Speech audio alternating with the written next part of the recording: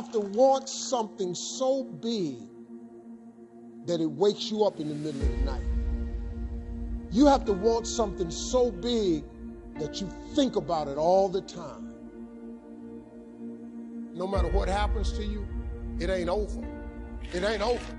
Ain't no such a thing as over. As long as God wakes you up, that means he ain't through with you yet. You got a shot to correct it and get it right. Even when you lose, it's okay to lose, but you can't never get comfortable with it.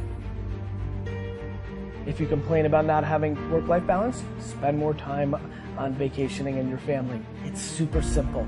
Let your actions dictate instead of sitting there and feeling like you're not in control. And why? Because as Malcolm X said, the future belongs to those who prepare for it today. So if you don't put the work in today, if you don't do the unending, back-breaking work of developing yourself into something greater, the world is going to pass you by. The truth is that you are going to suffer. But the way to deal with suffering is accepting that suffering and then recognizing that it is suffering, accepting it, and then letting it sort of have its say, and then moving on.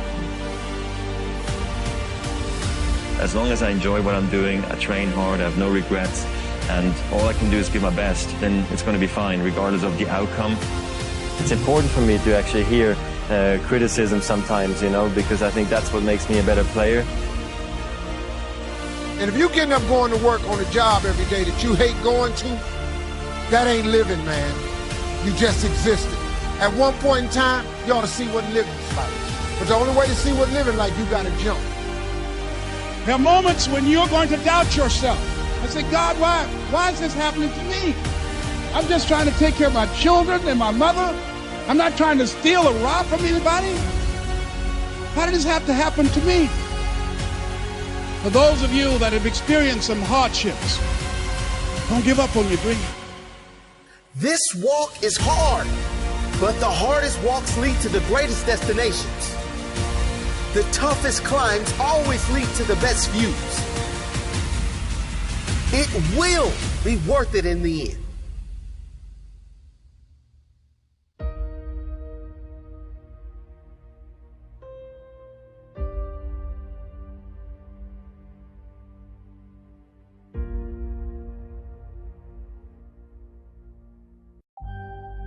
As Ernest Hemingway noted, the world breaks everyone, and afterward, many are stronger in the broken places.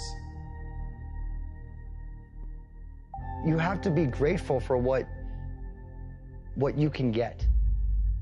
Plain and simple. Like, be grateful for what you have, because that's, like, we're lucky to even be here. You know, you have to start in that mindset. It's like you can't, that's the problem with social media right now, is that you're comparing yourself to people that have like this large success, and you're like, I want to play there. But you first have to go with what you have in front of you and make that meaningful.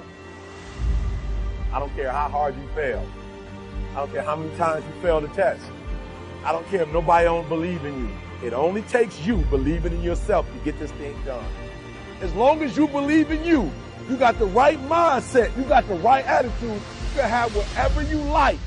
But if you fall, I need you to fall forward. I need you to fail forward.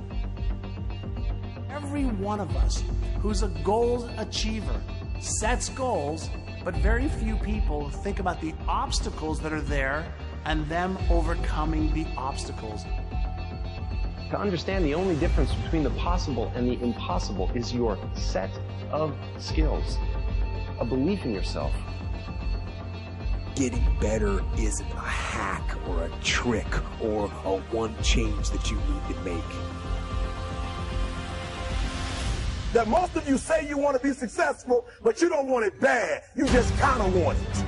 You don't want it badder than you want to party. You don't want it as much as you want to be cool. Most of you don't want success as much as you want to sleep.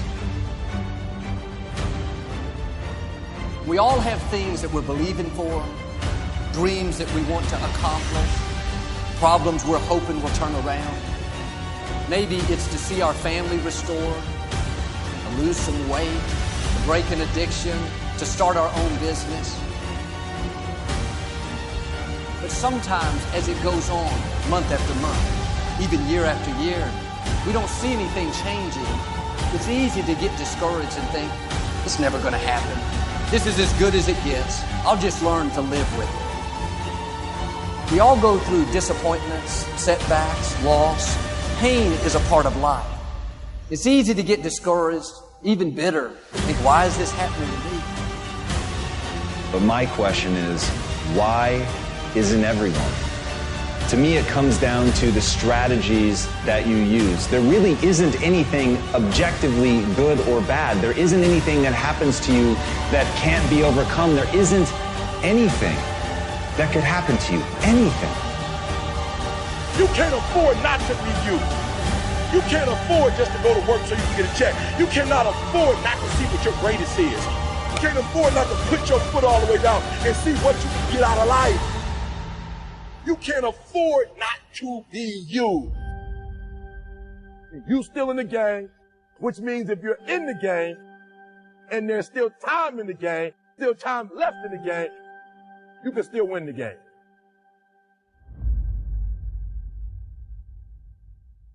Giving up your personal history. And I learned it from a man named Carlos Castaneda, who once said that one day, he said, I finally realized that I no longer needed a personal history.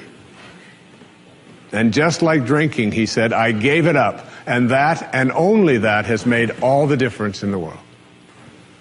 You know, the nice thing about giving up your personal history is that if you don't have a story, you don't have to live up to it.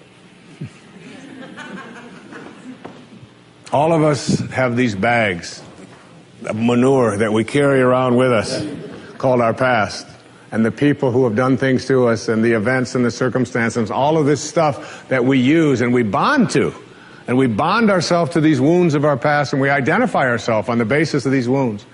And every once in a while we set it down and we reach in there and we smear it all over ourselves, and then we wonder, why does my life smell so bad? I don't understand this. When in fact, the now, this moment, merging yourself into the now, means that you may have been in a relationship. I had a woman from Holland who came over to see me, whose husband had left her after 25 years. She had 4 children, and she just had been on the verge of suicide.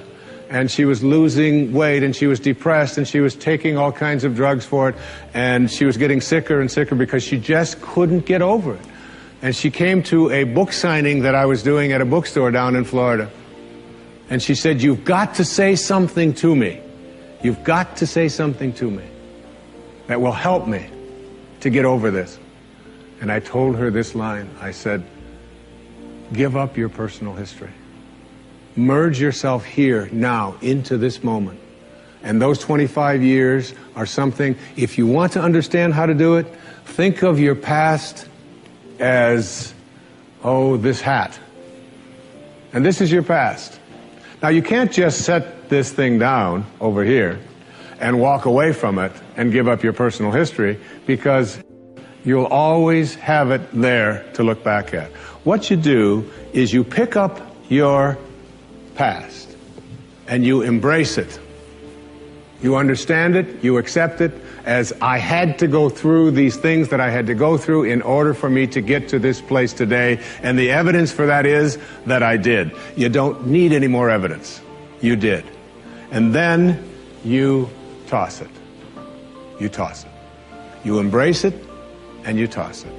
And you merge into the now by giving up your attachment. And some of you have heard me use the metaphor of the wake. Alan Watts talked about the wake is not what drives the boat. The wake is just a trail that is left behind. That's all it is. And so is the wake of your life. And the wake doesn't make the boat go, and neither does the wake of your life, the reason why your life is going in the direction that it is. The wake is a trail that is left behind, and it's an illusion to believe that it is the cause of your suffering or your struggles or your difficulty. Give it up. Let it go. Embrace it, understand it, get help doing that if you must, and then move into the now.